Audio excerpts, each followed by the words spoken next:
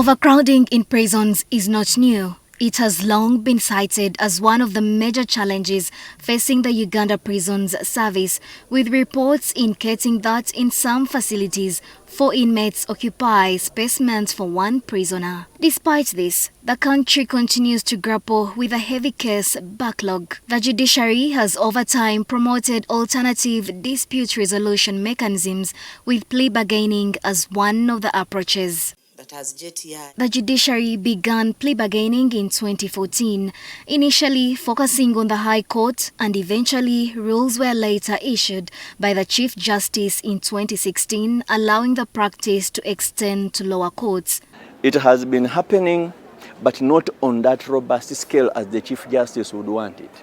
So what the Chief Justice now has directed us to do is to have plea bargaining being done daily.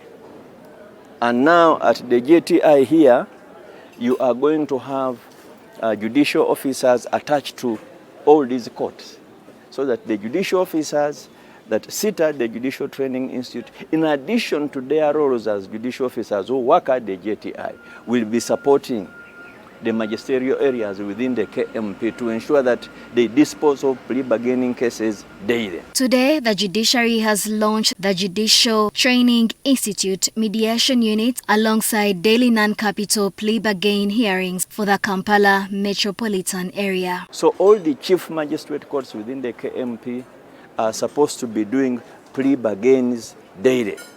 And as you heard from the Director of Public Prosecutions, the thinking is to have plea bargaining commence at a police station. There are people who are arrested before they are even charged. They say, I committed the offense. I committed the offense. So have them charged, bring them before the court so that they plead guilty to their charges under a plea bargain. According to prisons, in regards to remand prison Kampala, a total of 6,098 inmates registered for plea bargaining.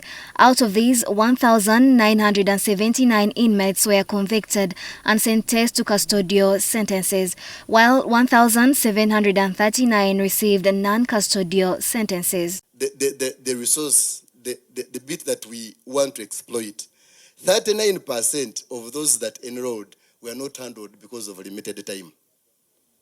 39%. Government spends approximately $9. That's about 30,000 shillings on every inmate on a daily. We are talking about food, medical, water bills, power, accommodation. Following today's launch, the Uganda prisons revealed that 329 prisons from remand prison Kampala have so far enrolled for plea bargaining, with 147 from City Hall Court presented and ready for the process. You know, there's a challenge that we are omitting. There is a challenge of mental case. These people you send to us, most of them are not okay. And they have not gone through that sieve to be sure that they are fit to be in custody. It has been a challenge, especially those that we pick around Kampala.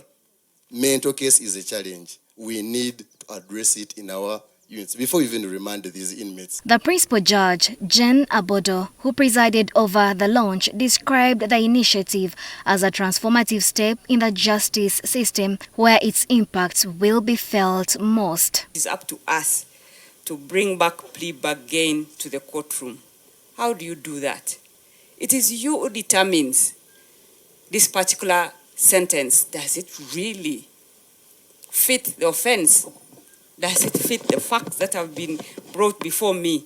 Because if a judicial officer says, I am not comfortable with this sentence, the plea bargain doesn't take place.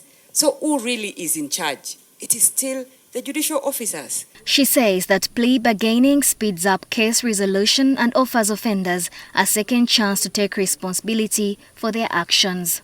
However, she cautioned that key principles must not be overlooked, including fairness, accountability, and integrity. It's a murder file, but you see the facts.